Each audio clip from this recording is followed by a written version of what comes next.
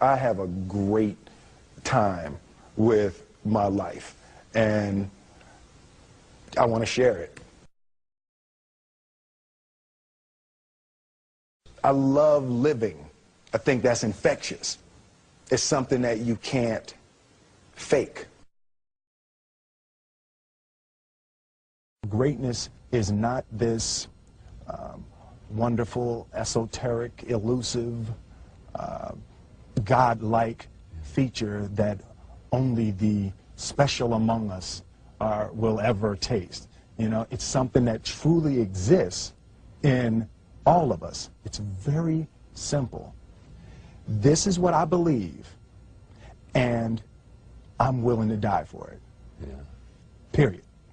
It's that simple. I know who I am, and I know what I believe. I know who I am, I know what I believe. That's all I need to know. And that's all I need to know. So from there, you do what you need to do. Yeah. You know, and I think what happens is we make this situation more complex than it has to be. Because we're looking for complexity. There's got to be something complex to understand. It can't be that easy. No.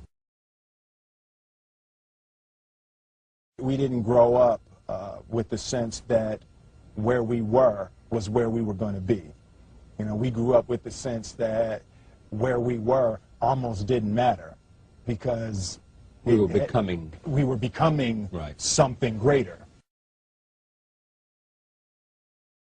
The separation of talent and skill is one of the greatest misunderstood concepts for people who are trying to excel, who have dreams that want to do things. Talent you have naturally. Skill is only developed by hours and hours and hours of beating on your craft. I've never really viewed myself as particularly talented. Where I excel is ridiculous, sickening work ethic. You know, while the other guy's sleeping, I'm working. While the other guy's eating, I'm working. There's no easy way around it. No matter how talented you are, your talent is going to fail you if you're not skilled. Mm-hmm. You know, if you don't study, if you don't work really hard and dedicate yourself to being better every single day, mm-hmm. you'll never be able to communicate with people, with your artistry, the way that you want. So the only thing that I see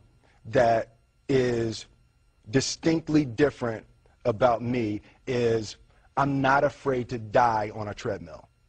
You might have more talent than me, you might be smarter than me, but if we get on the treadmill together, right, there's two things. You're getting off first, or I'm going to die. It's really that simple. One summer, his dad tore down a brick wall on the front of his business and told 12-year-old Will and his 9-year-old brother to rebuild it, a job they said was impossible. It took them 1.5 years, but they did it. And he said, now don't you ever tell me it's something that you can't do. You don't try to build a wall.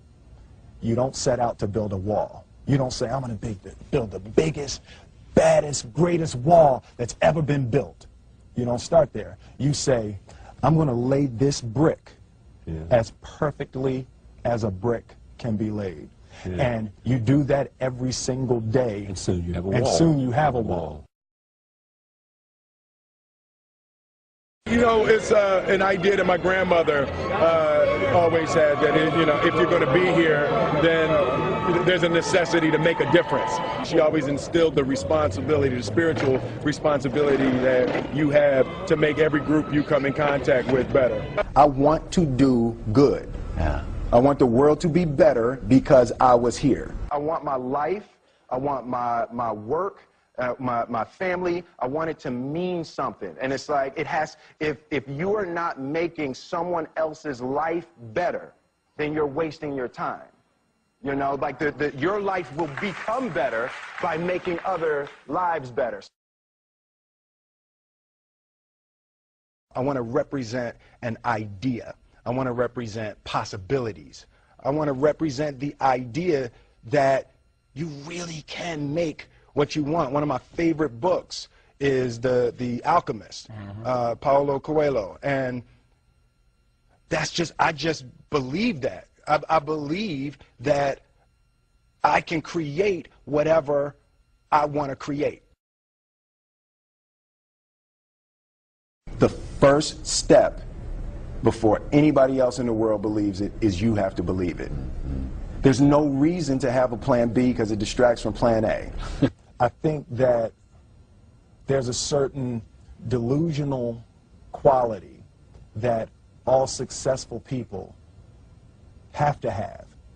You have to believe that something different than what has happened for the last 50 million years of history. You have to believe that something different can happen. Confucius said, he who says he can and he who says he can't are both usually right. Being realistic is the most commonly traveled road to mediocrity. Why would you be realistic? What's the point of being realistic? Just put up a barrier. Yeah, I'm going to do it. It's done. It's already done. The second I decide it's done, it's already done. So now we just got to wait for y'all to see. It's unrealistic to walk in a room and flip a switch and lights come on. That's unrealistic. Fortunately, Edison didn't think so. It's unrealistic to think you're going to bend a piece of metal and fly people over an ocean in that metal. That's unrealistic. But fortunately, the Wright brothers and others didn't believe that. Our thoughts, our feelings, our dreams, our ideas are physical in the universe. That if we dream something, if we picture something, if we commit ourselves to it, that is a physical thrust towards realization that we can put into the universe. That the universe is not a thing that's going to push us around. That the world and people and situations are not something that are going to push us around. That we are going to bend the universe and command and demand that the universe become what we want it to be. I study the patterns of the universe. There's a redemptive power that making a choice has, you know, rather than feeling like you're at effect to all the things that are happening. Make a choice, right? You just decide what it's going to be, who you're going to be, how you're going to do it. Just decide. And then from that point, the universe is going to get out your way. It's like it's water. It wants to move and go around stuff, you know. You know, there's a flow of the universe that I've grown to know just how to go with it. I realize that to have the level of success that I want to have, it's difficult to spread it out and do multiple things. It takes such a desperate, obsessive focus. You really got to focus with all of your fiber and all of your heart and all of your creativity. I'm motivated by fear. Fear. You know? Fear of what? Fear of fear.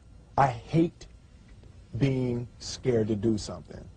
And I think what developed in my early days was the attitude that I started attacking things that I was scared of. It was Franklin Roosevelt said the only fear you have to fear is fear itself. Absolutely. Remember that? Absolutely. Yeah. You can't be scared to die for the truth. The truth is the only thing that's ever going to be constant. Don't ever let somebody tell you you can't do something. Not even me. All right? All right. You got a dream, you got to protect it. People can't do something themselves. They want to tell you you can't do it.